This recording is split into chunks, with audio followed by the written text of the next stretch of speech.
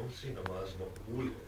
تو پہلے امام نے جواب دیا ان الصلاۃ تنہی عن الفحشاء والمنکر، نماز فحشاء اور منکر سے دور کرتی ہے۔ تو اس کی روشنی میں امام نے جواب دیا وہ نماز کہ جس کے بعد تبدیلی اچھائی کی طرف آ جائے وہ بے شک، اور وہ نماز جس کے بعد تم ویسے ہی رہو گویا تم نے پڑھی ہی نہیں، ورنہ ابن ملجم سب سے بڑا نمازی تھا، حسین کے سر کاٹنے والے سب سے بڑے نمازی تھے۔ کوئی چیز ہے یہاں پر جو عام فہم سے باہر ہے، بالکل نہیں سمجھ پا رہے۔ آپ دیکھیں امام حسین کے بارے میں کہتے ہیں کہ امام حسین کا خون نجس تھا یا نہیں، بحث میں نہیں سنی۔ امام حسین کو ان باتوں میں بولنا یہ ناسب ہے۔ میں کہوں گا اگر خون نجس ہے تو اسی خون نجس خون کی وجہ سے خاک کربلا کھا کے شفا اور اگر وہ خون نجس ہے تو وہ نجس خون شراب طہور جنت سے بھی زیادہ بڑھ کر طاہر ہے۔ کیسے کیسے بات سنیں، لکھا ہے حدیث میں کہ اگر تم چاہتے ہو کہ تمہارا سجدہ عرش کے ساتھ ٹکرائے تو حسین کی خاک پر سجدہ کرو۔ واہ واہ واہ سبحان اللہ، کیونکہ حسین کے خون کے قطرے جو آلودہ ہیں وہ خدا کو پکارتے رہتے ہیں۔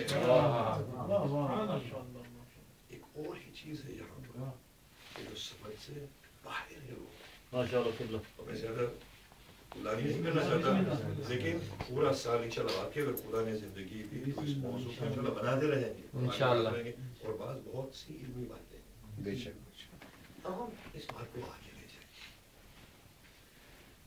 آپ دیکھیں جناب زینب آئی ہے کوفے میں، کوفے والے تعجب کر رہے ہیں، حیرت میں ہیں، صدمہ پہنچا ہوا ان کے دلوں پر۔ کیوں؟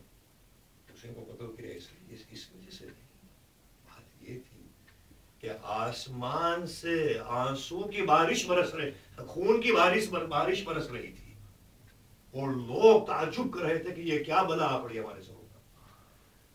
اور فقہی کتابوں میں دیکھیے گا جب نجاست کی بحث ہوتی ہے تو علماء لکھتے ہیں کہ خون نجس العین ہے، مگر اس خون کے کہ جو پتھروں کے نیچے سے نکلا اور زمین میں سے جو باہر آیا حسین کی شہادت کے بعد وہ طاہر ہے، کیونکہ وہ عزاداری ہے، حسین میں خون آیا، آسمان سے برسا اور زمین سے اگلا۔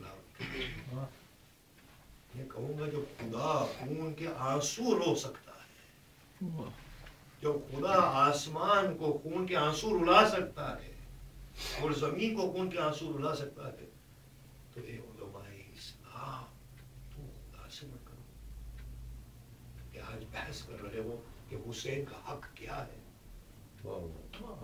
کیا عاشق کو کوئی سمجھا سکتا ہے کہ عشق کیا ہوتی ہے، کیا نام کا عشق کا، کیا قدر و قیمت ہوتی ہے عشق کی؟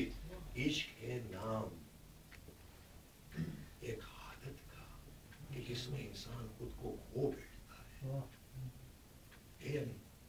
اور اگر عشق پر اتنی مذمت کرنا ہوتی شریعت کو تو ویسے کرنے کی مذمت رسول نے کیوں نہیں کی؟ ویسے کرنے کی رسول نے مذمت کیوں نہیں کی؟ آپ جانتے ہیں واقعہ جب رسول کا دانت شہید ہوا تو اویس نے کہا کہ مجھے کوئی حق نہیں، جب میرے حبیب کا دانت باقی نہ ہو تو میرا دانت ہو۔ ایک دانت ہوگا، پھر دوسرا، پھر دوسرا، تیسرا، 32 دانت ہوگا۔ رسول نے کیا کہا؟ دعا۔ رسول نے کیا کہا کہ یمن کے جہد سے مجھے خوشبو آ رہی ہے جنت کی، بہشت کی خوشبو آ رہی ہے۔ اور پھر رسول نے کیا کہا کہ جو بھی رکھا جائے تو ویسے کرنے کو میرا سلام، اور آج دن تک ہم سلام دیتے ہیں۔ اگر واقعی عشق پر اتنی مذمت کرنا تھا شریعت کو تو رسول خدا نے برا، یہ سب باتیں ہیں سوچنے کی۔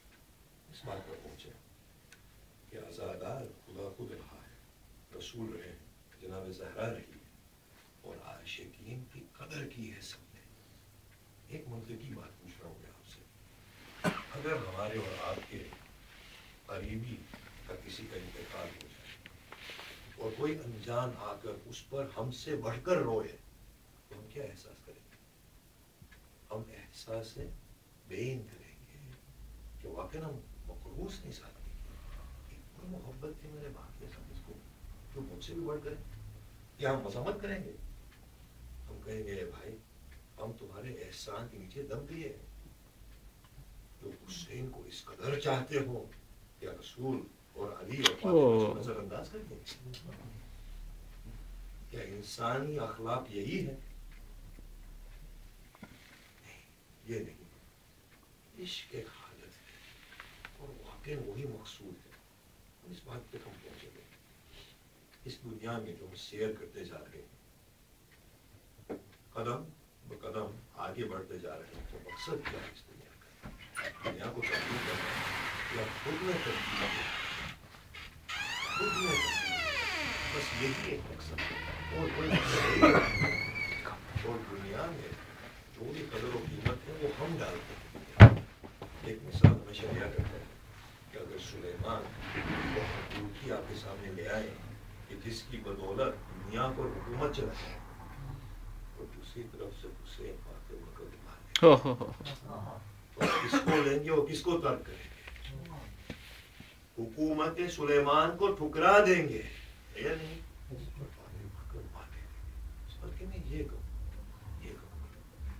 کہ اگر حسین آئے اور کہیں میرے ساتھ آؤ میری مدد کرو اور شہید ہو تو کیا کہیں گے؟ لیکن پھر حسین کہیں کہ نہیں دیکھو اس کے بعد میں جنت کی ضمانت نہیں دے سکتا تو کیا کرے گا؟ ہم کہیں گے اسے آپ کو پا دیا بے خبر ہو گئے جنت و جہنم سے. تو دنیا میں قدر و قیمت کس نے رکھی؟ ہم ہی نے رکھی. دنیا میں اور کوئی قدر نہیں کوئی قیمت ہی نہیں. دنیا لا شے ہے. اور یہ قدر و قیمت کس وجہ سے آتی ہے؟ ہمارے لگاؤ سے. یہ دنیا پوری ایک جگہ ہے محبت کی. جب تک کہ دلوں میں محبت نہ آ جائے تب تک یہ دل اور زمین سونی. یہ جو ہم کہتے ہیں تبدیلی خود میں آئے یہ محبت ہی کے ذریعے سے حاصل. اب تصدیق جو ہے تین طرح کی ہوتی ہے. تصدیق تین طرح کی ہوتی ہے. ایک ہے زبانی تصدیق کہ ہاں یہ بات سچ ہے لیکن زبانی تصدیق کی کوئی قدر اور کوئی قیمت نہیں. ایک ہے عقلی تصدیق لیکن عقلی تصدیق جو ہے بہت کمزور ہوتی ہے. اس طرح امام خمینی مثال دیتے ہیں کہ اگر ہمارے ساتھ کوئی ساتھی ہو اور پوری زندگی ہم نے ساتھ گزاری ہو لیکن ایک بند کمرے میں جہاں تاریکی ہو ساتھ بیٹھے ہوں اور اس میں اس کو موت آ جائے تو اگرچہ عقل کہے گی کہ یہ آدمی مجھے کوئی نقصان نہیں پہنچا سکتا جیتے جی نہیں پہنچایا تو مرنے کے بعد کہاں مجھے نقصان پہنچا سکے گا. عقل کہے گی یہاں کوئی خطرہ نہیں ہے لیکن پھر بھی دن مرنے پر تیار. عقلی تصدیق ہے لیکن عقلی تصدیق کمزور ہے اور عقل سے بڑھ کر ایک دلوں کی تصدیق ہے. دلوں کی تصدیق ہے جو دل میں کرتا ہوں احساس. حسین کی محبت میں دکھا سکتا ہوں میں بیان کر سکتا ہوں. مجھے پتا ہے کہ دل کو گھیرے ہوئے حسین کے نام میں ہر ایک آہ نکل رہی ہے. دل دھڑک رہا ہے اسی کے نام. اور قرآن میں یہی بات ہے کہ وہ لوگ جو جب اللہ کی آیتیں سنتے ہیں اور جان لیتے ہیں ان کی آنکھوں میں آنسو بھرا. آنسو کا مطلب کیا ہے؟ دل کی تصدیق ہے یہ. اس لیے جو حسین پر 2 قطرہ آنسو بہائے اس کا مطلب کیا ہے کہ ایک اندر سے اور دل سے تصدیق ہوئی اور دل جاگ اٹھا اور یہی ہے مقصد حیات. جو